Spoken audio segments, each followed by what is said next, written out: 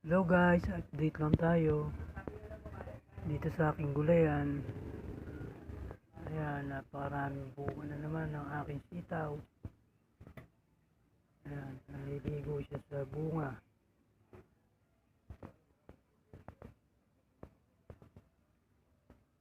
After 3 days, pwede mo na namang harvestan.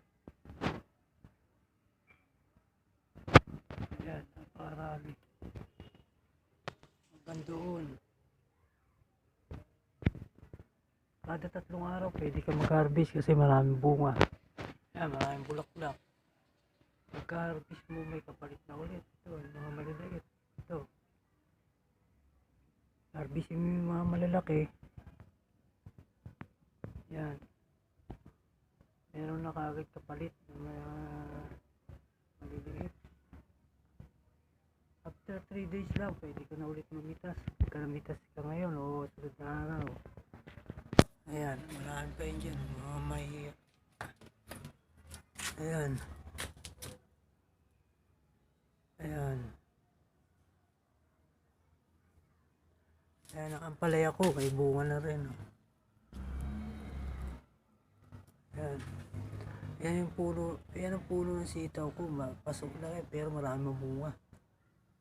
Ayan, may mga bulaklak, mga bunga. Ayan. Ayan, ang palaya yan. Ito sitaw. Maraming bunga.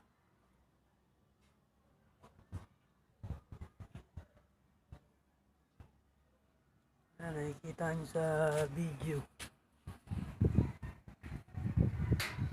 Mga naglaylayan na yung mga bunga.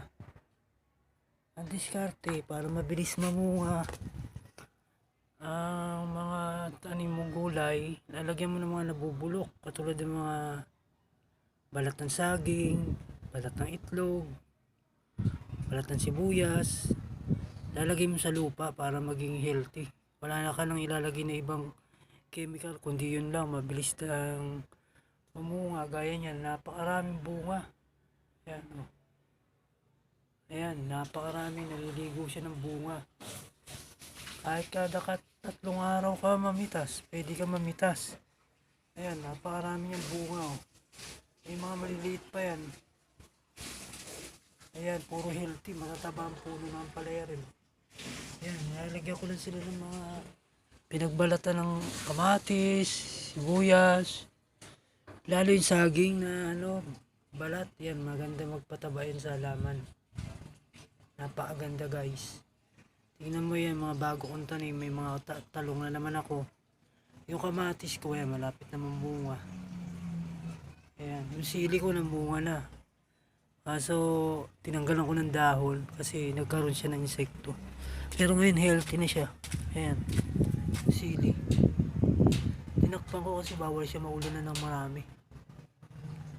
Ito yung tanlad ko, yan. Buhay na, kakatanim ko lang yan. Yan ang mga sitaw. Yan, maraming bunga yan. Maraming bulaklak. Yan, bulaklak niya. Mga bulaklak.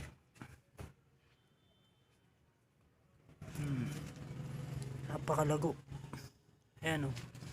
Mga nabubulok nung nalagay ko. Nakikita mo, napakarami. Healthy yung lupa. Wala na akong nilalagay na mga pampabunga, pampano. Mga nabubulok lang, mga pinagbalatan yan. Number 1 yan na malakas magpabunga sa halaman. Ayan, makikita mo naman lahat ng pasok. May mga balat. Balat ng saging, balat ng itlog. Ayan, number 1 na malakas magpabunga sa mga halaman. Okay guys, salamat.